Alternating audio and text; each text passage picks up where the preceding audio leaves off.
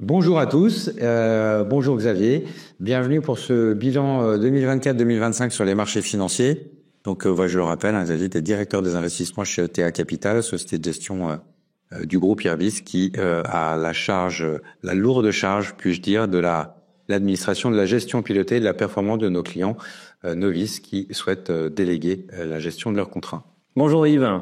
Oui, je suis ravi de vous retrouver pour ce bilan 2024 et pour parler des perspectives 2025. Alors, il est vrai que l'année 2024 a été une année qui a été assez exceptionnelle en termes de performance. On le verra sur toutes les classes d'actifs, aussi bien les actions que les obligations que le fonds en euros. Mais tout ça s'est fait dans un environnement qui finalement ne s'est pas vraiment déroulé comme ce que le marché avait anticipé en début d'année dernière. Alors avant de se lancer sur 2025, est-ce qu'on peut faire un petit bilan 2024, revenir sur ce que tu nous avais dit à peu près à la même période l'année dernière et voir si les équipes de TA étaient plutôt dans le vrai?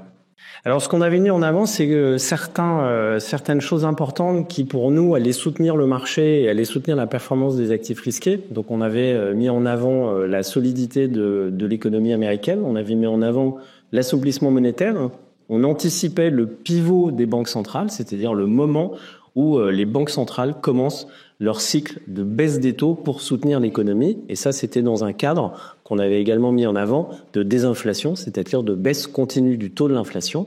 Il y avait un combat entre les banques centrales et l'inflation qui a été gagné. Et ça a été évidemment un soutien assez fort pour les marchés financiers. Et on mettait aussi en avant la bonne tenue du marché du travail et la bonne tenue de la consommation des ménages. On s'est un petit peu trompé sur la stabilité économique en Europe, on y reviendra, et on avait mis en avant des points négatifs à surveiller, c'était les risques géopolitiques. Ils étaient là, ils ont un peu perturbé le marché. On avait mis également le fait qu'il y avait énormément d'échéances électorales dans le monde entier l'année dernière. Et ça, le risque finalement est pas tellement venu de cela, mais est venu notamment de décisions politiques qui ont été prises. On pourra parler bien sûr de la dissolution en France. On pourra également parler de la fin de la coalition allemande qui a aussi perturbé certains marchés européens et la faible croissance chinoise qui s'est avérée. Toujours pas de relance en Chine. Donc en tout cas, carton plein, c'est-à-dire que si on reprend les 3 points que tu as évoqués, 3 moteurs de performance, les actions, les obligations, les fonds en euros, tout ça a plutôt bien fonctionné, c'est un verre complet. Tout à fait. Et on espère que pour 2025, on va encore pouvoir s'appuyer sur ces moteurs de performance, les actions, les obligations et le fonds en euros, même si ce ne sera sans doute pas aussi facile qu'en 2024. Donc 2024, 3 choses, l'exceptionnalisme américain, le pivot des banques centrales, la volatilité. Tout à fait. En 2024, on a eu un scénario qui a été franchement idéal. On a eu une résilience économique qui a été tirée par la dynamique américaine, d'où l'exceptionnalisme américain. On a eu la poursuite de la désinflation qui a permis aux banques centrales d'activer ce pivot monétaire, c'est-à-dire de commencer à baisser les taux. Et ça, c'est un élément qui a été fondamental dans la performance des actifs risqués, aussi bien actions qu'obligataires. Et ce qu'on a constaté également, ça c'est important à noter, c'est un retour de la volatilité à partir de l'été 2024, de la dissolution. Il y a eu un mini crack au Japon et ensuite on a vu des pics de volatilité. Et ça c'est important parce que ça risque de continuer en 2025. Alors ce qui a été assez incroyable du côté des États-Unis, c'est qu'en début d'année dernière, donc en janvier 2024, le marché attendait une croissance aux États-Unis de l'ordre de 1,2%. En 2024, l'économie américaine a publié une croissance de 2,8%. Donc il y a eu un écart énorme entre les attentes et la réalité économique aux États-Unis. Il y a une révision permanente, mois après mois, de la dynamique de la croissance américaine. Ça, c'est très important parce que c'est vraiment la croissance US qui a tiré la croissance mondiale, qui a tiré le commerce mondial. Ce qu'on peut voir aussi, et ce qui est intéressant sur la partie droite de ce graphique, c'est finalement les États-Unis sont vraiment en tête en termes de dynamique de croissance, aidés notamment par leur capacité à croître, leur capacité à générer des profits. On a des niveaux de marge des entreprises américaines qui sont bien supérieurs que ce qu'elles sont dans le monde. Et ce qu'on constate, c'est que par rapport à la dynamique de croissance qu'il y avait avant le Covid, les États-Unis ont largement rattrapé, voire dépassé ces dynamiques de croissance par rapport à la zone euro, à la Chine, aux pays émergents qui sont encore sous la croissance qu'il y avait avant le Covid.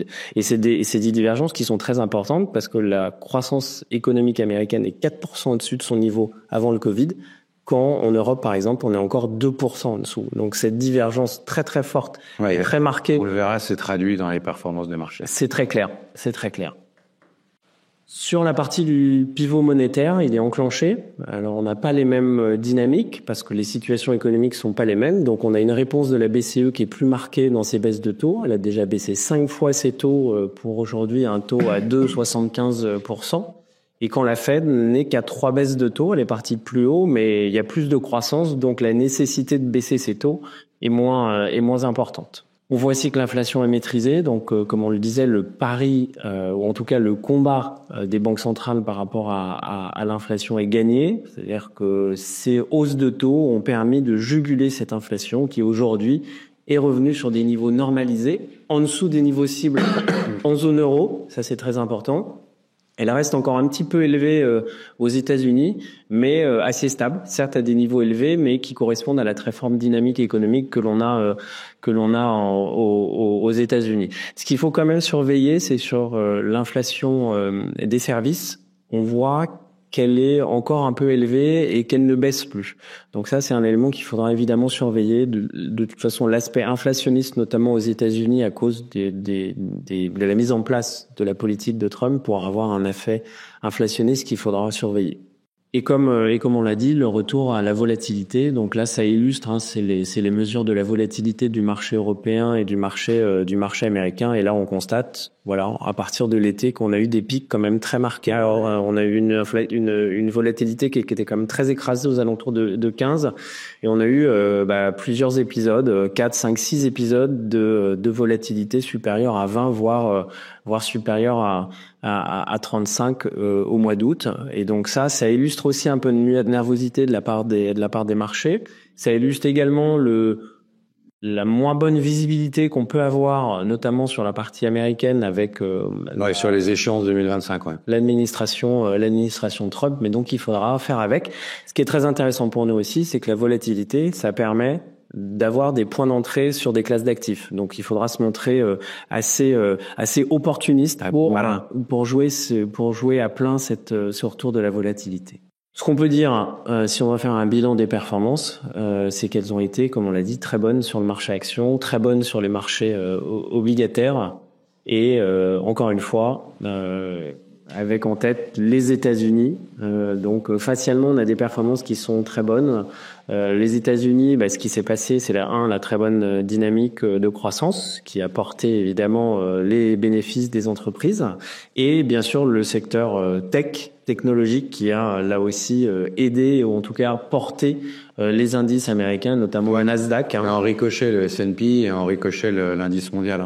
Exactement, parce que le poids de la tech est très important. Il faut savoir que les 7 magnifiques dont on entend parler, qui sont les 7 très grosses entreprises de la technologie et des semi-conducteurs aux États-Unis, expliquent 40% de la performance du S&P 500 sur l'année. C'est-à-dire que des 23% de performance qu'on a eu, 40% sont expliqués par simplement 7 sociétés. Oui, donc ça veut dire que 3 ou 4% des performances de l'indice mondial sont en partie liées à ces uniques valeurs. Bien sûr, parce que dans le MSCI World, 70%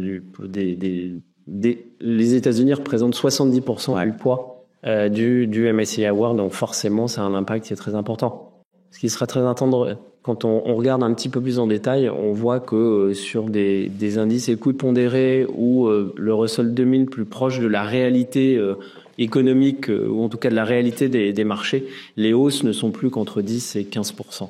Voilà.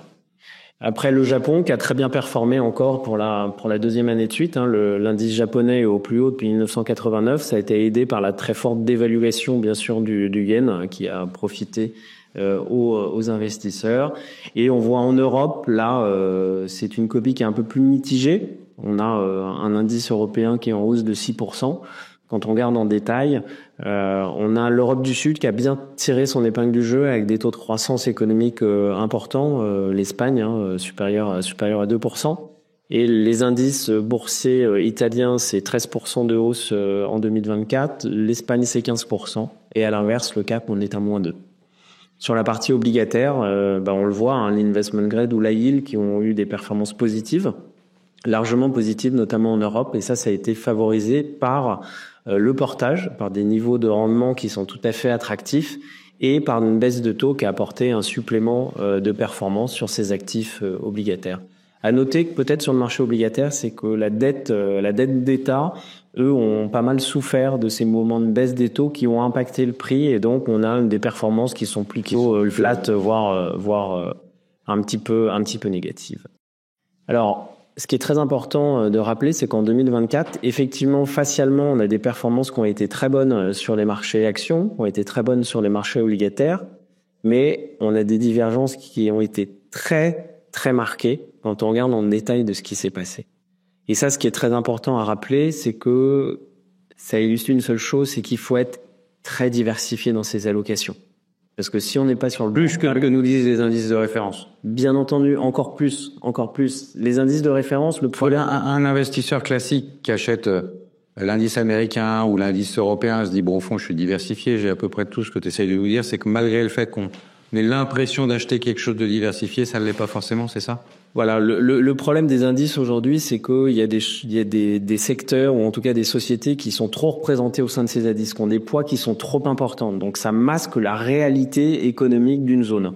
Et donc, dans une allocation, surtout quand c'est sur du long terme à travers une assurance vie, ce qu'il faut, c'est être diversifié. C'est essayer de pouvoir capter de la performance dans un peu tous les moteurs qu'il y a dans toutes les classes d'actifs, dans toutes les zones géographiques. Mais si on met tous ces œufs dans le même panier, effectivement, on va avoir des années qui vont être très bonnes, mais le jour où ça se retourne, on sera pas assez diversifié et ça va faire très mal dans les performances. Et après, pour pouvoir récupérer tout ce qu'on a perdu, ça va vraiment être long, beaucoup plus et difficile.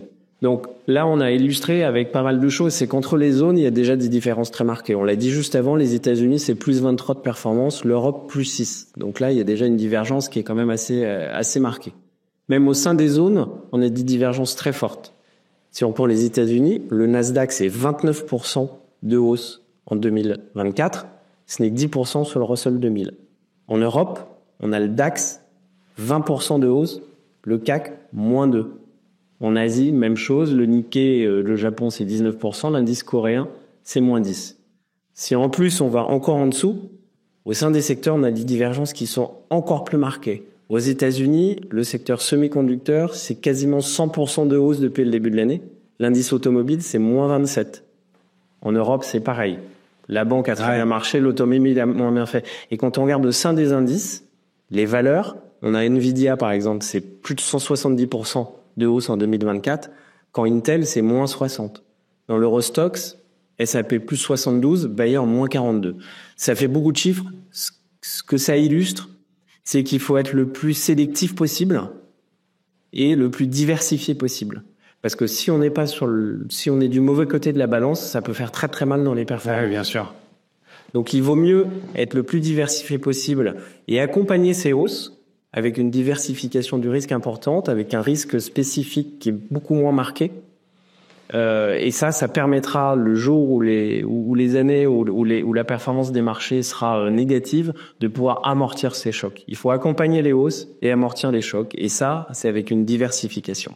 Il y aura toujours un indice qui fera bien mieux qu'un portefeuille, une performance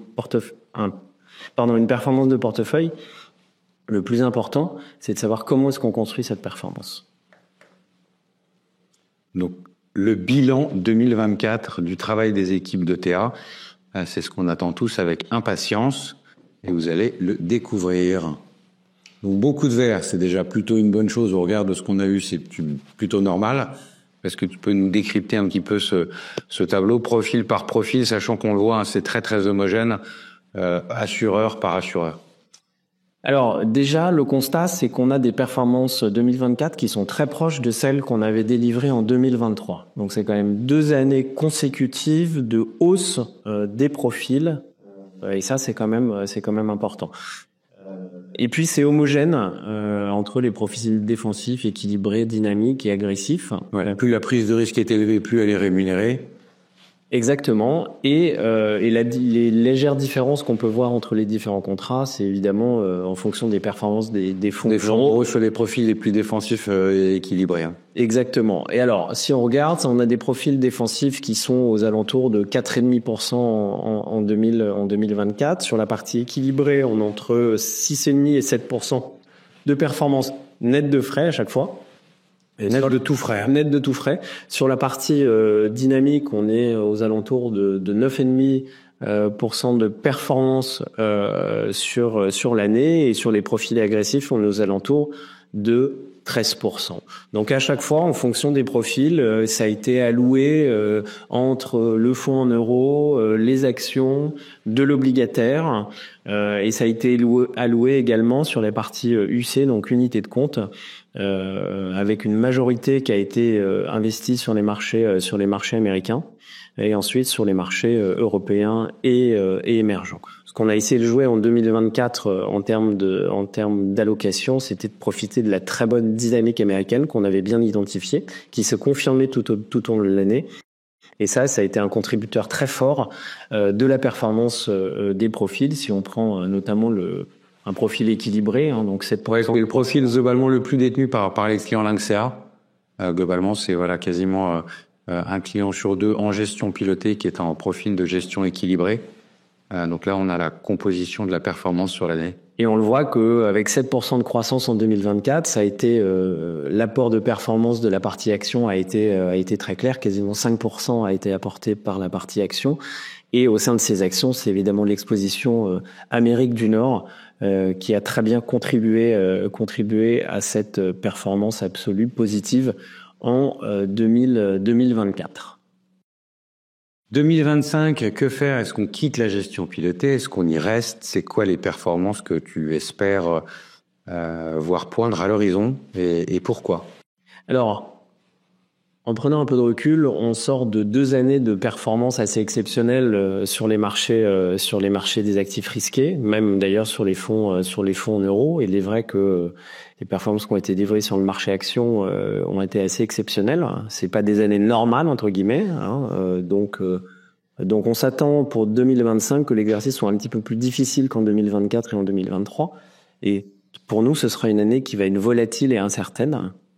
Mais ça va être source de performance quand même, parce que on peut s'appuyer sur un certain nombre de choses qui devraient soutenir les marchés. On a un régime de croissance solide qui est toujours emporté par la très bonne dynamique américaine, qui va se poursuivre.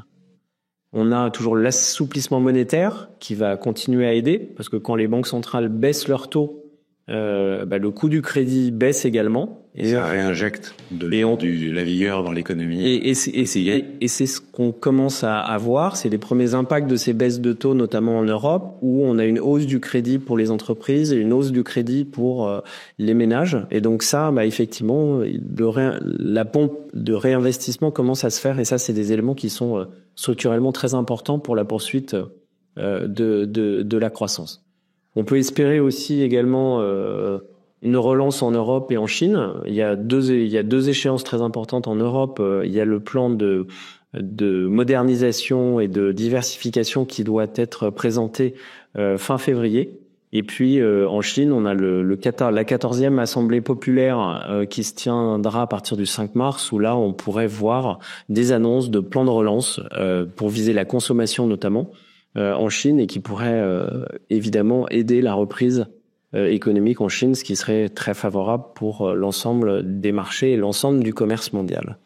Et enfin, il y a un élément qui pourrait être la résolution du conflit ukrainien, plus spécifique là, et qui pourrait aider le marché européen. À l'inverse, ce qu'il faudra surveiller, c'est évidemment l'exercice du pouvoir selon Trump. On le voit depuis le début de l'année. Chaque jour, ce sont des nouvelles annonces, des contre-annonces ou de contre-annonces, et des nouvelles idées également. Donc ça, c'est sûr que pour les marchés, la visibilité est quand même difficile. C'est difficile d'appréhender ce qui va être mis en place, comment ça va être mis en place. Donc ça, c'est quelque chose qui peut peser sur le marché, qui va apporter de la volatilité. Il y a du côté des valorisations, on l'a vu, des performances exceptionnelles du marché américain depuis 2 ans. On considère aujourd'hui que la valorisation est vraiment très tendue aux États-Unis parce que aujourd'hui les valorisations finalement valorisent un environnement parfait et donc qui ne laisse peu de place pour un léger dérapage, etc. Et ça pourrait être sanctionné assez fort sur la performance. Ça veut dire quoi? Ça veut dire qu'on ira peut-être moins sur du S&P et peut-être sur des indices plus globaux? Plus globaux, et puis il y a des solutions aux États-Unis et il y a des solutions à privilégier qui sont d'être investis sur les indices américains de façon écoute pondérée pour gommer ces effets de taille dont on a parlé. Le poids des 7 magnifiques est très important, donc voilà. Et puis aux États-Unis, il y a des éléments qui sont en retard. Il y a les petites et moyennes capitalisations américaines qui sont en retard de performance par rapport aux indices larges. Et puis il y a aussi la thématique value, c'est-à-dire des entreprises qui sont vraiment très peu chères, qui là aussi sont en retard. Donc c'est un moyen de s'exposer à la bonne dynamique économique américaine sur des valorisations qui sont plus raisonnables. Donc sélectivité encore une fois. Il faudra surveiller aussi les risques inflationnistes aux États-Unis parce que le programme de Trump, notamment sur les taxes barrières de l'air, les barrières, sa gestion migratoire, etc. Ça, c'est des éléments qui pourraient favoriser un retour de l'inflation. Et c'est casser cette dynamique de baisse de taux. Exactement. On l'a vu d'ailleurs, la Fed sur sa dernière réunion s'est mise en pause, en statu quo, en attendant d'avoir un peu plus de visibilité là-dessus. Mais c'est effectivement un élément qui pourrait perturber la bonne dynamique des marchés aux États-Unis et comme tous les autres marchés, les autres zones sont assez suiveurs des États-Unis, notamment l'Europe. Si les États-Unis vont pas bien, les marchés européens n'iront pas bien non plus. Et enfin, on a des attentes de bénéfices qui sont élevées, notamment aux États-Unis. Le marché attend 15% de croissance des bénéfices par action aux États-Unis pour 2025. Donc là aussi, ça laisse peu de place. Si les 7 magnifiques ou des sociétés comme Nvidia n'arrivent pas à délivrer le niveau de bénéfices par action attendu par les investisseurs, ça pourra là aussi être un motif de correction. Exactement. En Europe, on est aux alentours de 8%. Chaque année, on commence à 8% et ça baisse au fur et à mesure de l'année pour terminer à 0. Voilà. Les 8% sont basés sur un scénario économique et de croissance européen sans doute un peu trop optimiste. Donc ça, normalement, ça devrait. Mais on sait faire avec ça. Donc voilà, donc d'un point de vue, on est un peu plus neutre dans notre approche par rapport à l'année 2024. On est un peu plus neutre dans nos expositions. On est un peu plus neutre sur la partie action. Ça veut dire quoi? Plus de produits obligataires et plus de diversification en fait sur les positions des actions, c'est moins de concentration. Exactement, moins de concentration, mettre à profit de la volatilité pour pouvoir se renforcer sur des zones dont la valorisation est plutôt attractive. Ça pourrait être l'Europe. On voit un très bon début d'année des marchés européens, donc qui rattrapent un petit peu leur surperformance. Donc ça, il faudra pas rater le moment où pouvoir se réexposer peut-être un peu plus. Des prises de profit aussi aux États-Unis. On considère que sur la première partie de l'année, les États-Unis vont continuer à délivrer de la performance et c'est peut-être à partir du deuxième semestre qu'il faudra se montrer plus sélectif dans notre approche. Sur la partie obligataire, là, le portage reste tout à fait attractif. Il faut en profiter parce que les taux baissent, les taux des banques centrales baissent. Alors ça va avoir un impact sur les fonds en euros. Donc il faut profiter des derniers boosts qu'on a sur les fonds en euros. Ouais, on va le voir, ouais.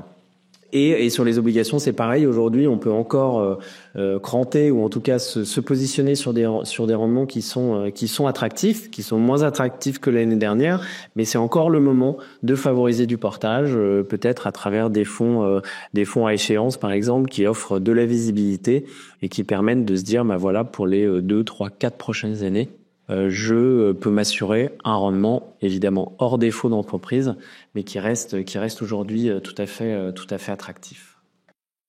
Donc on va revenir sur les performances des fonds en euros. Vous avez une liste de Prévert des nombreux fonds en euros disponibles chez Lynxea, sachant que les principaux détenus par nos clients sont le fonds en euros de Lynxea Spirit nouvelle génération, le Netissima et puis le Suravenir Opportunité 2. Voilà, on est dans des niveaux de performance qui vont s'échelonner globalement de 2,50 à un petit peu plus de 3% sur la majorité des fonds en euros. 2,50, c'est la moyenne qu'on devrait voir apparaître cette année sur le marché au sens large. Donc avec plus de 3% pour Spiritia, on est très très bien positionné. Lynxea Avenir et Avenir 2, 2,50. On est quand même dans la moyenne historique pour tous les porteurs de contrats. Ça, je le rappelle pour ceux qui seraient peut-être un tout petit peu déçus. C'est que c'est un assureur mutualiste qui ne différencie pas ses anciens et ses nouveaux clients. Voilà, un fonds en euros qui est bien positionné pour continuer à profiter de ces taux encore élevés.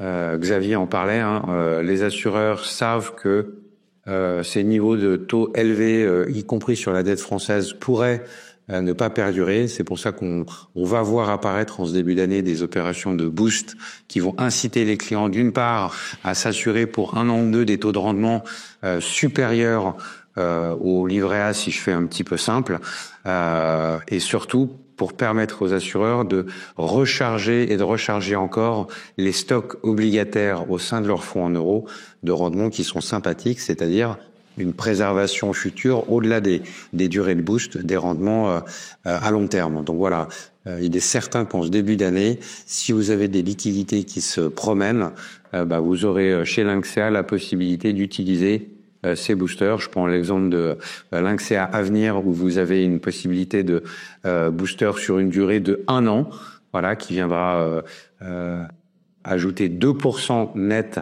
au taux de rendement 2025, ou si le taux de rendement 2025 était toujours de 2,5, c'est-à-dire ça vous ferait 4,50. Voilà, et vous avez une offre chez Generali où là vous avez 1,60 qui viennent s'ajouter en net au taux de rendement, donc un objectif de 4,60 sur 2 ans. Mais pour cela, il faudra mettre 50% d'unités de compte. Voilà, et Xavier l'a dit, on a de nombreux supports relativement défensifs qui permettent d'arriver de combiner peut-être ce booster sur 2 ans et cette contrainte d'unité de compte. Donc voilà, n'hésitez pas à appeler nos équipes. Les rendements sans risque en euros, il faut encore en profiter. Les boosters ne dureront probablement pas toute l'année. On l'avait dit l'année dernière, c'est ce qui s'est passé. Voilà, il y a une forte attractivité en ce début d'année, c'est pas certain que ça dure. Et compte tenu de, on l'a dit, des mouvements de la Banque Centrale Européenne qui continuent à baisser ses taux, il sera de plus en plus difficile pour les assureurs de tenir des niveaux de rendement de fonds en euros attractifs. Donc ces offres-là sont quand même assez remarquables, notamment pour aller jusqu'en 2026 avec 4,60 de frais. C'est quand même très, très intéressant. En conclusion, 3 choses. On pense aux fonds en euros, tu viens de l'expliquer. On diversifie, c'est-à-dire on se laisse pas forcément griser par les performances de certains indices et on essaye de regarder en transparence les biais que ça peut avoir. Et puis en 3, surtout, on n'hésite pas à nous demander des conseils, c'est-à-dire appeler nos équipes. Voilà, si vous avez des questions extrêmement complexes, on a toujours des experts en interne qui peuvent venir en appui pour vous conseiller. Voilà, l'objectif de Lynxea, c'est évidemment de vous proposer des solutions d'investissement peu chargées en frais et performantes, de vous faire prendre des risques cohérents et diversifiés sur la durée, mais surtout de vous accompagner avec des équipes à votre disposition. Et vous avez bien sûr à votre disposition la gestion pilotée que l'on met en place pour justement apporter de la diversification, de l'expertise sur les supports et de la performance à travers. Ouais, donc ça, je le rappelle, c'est à peu près aujourd'hui, on va dire un client sur 3, un client sur 4 chez Lynxea qui est en gestion pilotée. Voilà, c'est-à-dire quasiment un tiers de nos clients qui délèguent, qui surveillent, mais qui délèguent la gestion financière de ces actifs financiers. Donc merci Xavier, merci pour eux de l'énergie et voilà, de l'intelligence que vous essayez de déployer chez ETA pour nos clients. Des questions? Quel équilibre pensez-vous faire dans la gestion pilotée entre marché US et Europe? Alors c'est une bonne question. On a traversé l'année 2024 avec une surexposition sur les marchés américains. Je parle sur les unités de compte et sur la partie action, et avec une exposition un peu plus modérée sur la partie européenne. Comme je le disais tout à l'heure, là tout l'enjeu ça va être justement de piloter ces arbitrages entre l'Europe où on voit des premiers signes d'amélioration. On peut espérer une résolution politique en Europe qui permettrait, notamment en Allemagne et en France, qui permettrait à ce bon démarrage des marchés européens de se poursuivre. En tout cas, dans un premier temps, c'est ce que je vous disais également tout à l'heure, c'est que la dynamique américaine va continuer au moins sur la première partie de l'année. Il faut être investi sur les marchés américains. Les marchés américains, c'est la monnaie de référence, c'est la dette de référence, c'est le marché de référence, c'est l'innovation de référence. Et on le voit bien, ça devrait continuer. On ne peut pas être en dehors des marchés américains, mais il faut le faire de façon beaucoup plus sélective. C'est ce qu'on a dit. Quand tu dis sélective, c'est peut-être faire moins confiance aux 6 ou 7 valeurs qui ont globalement drivé c'est ce qu'on a essayé de vous montrer en début avec ces divergences très importantes qu'il y a au sein des indices. Donc il faut le faire de façon intelligente. Et donc c'est ce qu'on continue à faire. Il faut trouver ce bon équilibre entre les États-Unis et l'Europe. Mais clairement, l'Europe sera un candidat au cours de l'année 2025 pour qu'on se réexpose un peu plus nettement sur cette zone qui est en retard et qui a des niveaux de valorisation qui restent attractifs. Il y a des marchés émergents dans tout ça? Alors les marchés émergents, c'est une classe d'actifs que l'on aime bien. Là aussi, on a un marché chinois avec des niveaux de valorisation qui sont très très faibles. Donc si on a ce nouvel élan et ce plan de relance, c'est clairement une zone sur laquelle il faudra jouer. Et ce qui est très intéressant dans les pays émergents, je parlerai de l'Asie hors de Chine, c'est qu'il y a un axe qui s'est développé ces dernières années entre les États-Unis et cette Asie du Sud-Est avec des dynamiques qui sont très fortes sur lesquelles il faut se positionner. Donc ça sera jamais des parts importantes de vos allocations, mais ce serait dommage de ne pas être dans ces zones avec des niveaux de croissance qui sont très bons. Sur les rendements obligataires, est-il encore intéressant d'investir en 2025? La réponse est oui. Il faut se dépêcher parce que la baisse des taux viendra réduire cette opportunité. De pouvoir fixer des rendements intéressants. Donc profitez. Il y a en ce moment pas mal de fonds qui se lancent avec des échéances 2030 et on commence à voir 2031. Des fins datés, on le répète souvent. Voilà, c'est ces sortes de produits à fenêtre entre guillemets obligataires avec une durée moyenne connue à l'avance, un rendement moyen embarqué connu à l'avance. Et généralement une diversification importante sur le nombre de sociétés à l'intérieur qui émettent de la dette. Donc voilà, ce sont des produits avec forte visibilité et niveau de risque généralement modéré. Et une volatilité qui est lissée parce qu'on va jusqu'aux échéances et donc à l'échéance l'entreprise vous rembourse et comme ça vous êtes sûr de ce que vous gagnez et entre-temps vous avez touché des coupons année après année et donc ça donne une très bonne visibilité sur les revenus que vous pouvez attendre de ces produits. Donc oui, c'est encore intéressant d'y aller. Faudra pas traîner, mais ça reste une classe d'actifs en diversification qui reste, selon nous, très intéressante. Malgré les frasques de Donald Trump, les marchés semblent tenir. Comment l'expliquer ? C'est une bonne question. C'est juste que pour l'instant, si on regarde depuis le début de l'année, la partie européenne surperforme les marchés américains parce qu'il y a un peu d'attentisme et une valorisation qui reste quand même assez élevée aux États-Unis. Tout l'enjeu, et c'est pour ça que nous on pense que la première partie de l'année va être bonne et ça va tenir notamment sur la partie américaine. Tout l'enjeu, c'est la mise en place du programme de Donald Trump, tout ce qui met, on l'a vu notamment sur les taxes douanières qu'il avait mis en place au Mexique et au Canada. Finalement, dès le lendemain, ça a été mis en stand-by avec un mois de délai. En gros, c'est de la négociation. Donc, la difficulté, c'est de savoir qu'est-ce qui va être mis en place et comment ça va être mis en place. Donc là, pour l'instant, il se passe pas grand-chose. On voit qu'il commence à sortir un peu du bois sur certains éléments, donc c'est pour ça que ça tient pour l'instant. Mais ce que je vous disais, ça va apporter de la volatilité et une visibilité qui est quand même assez réduite, donc il faut se montrer quand même assez attentif et en tout cas un peu prudent sur ces allocations. La situation budgétaire et politique en France ne vous inquiète-t-elle pas ?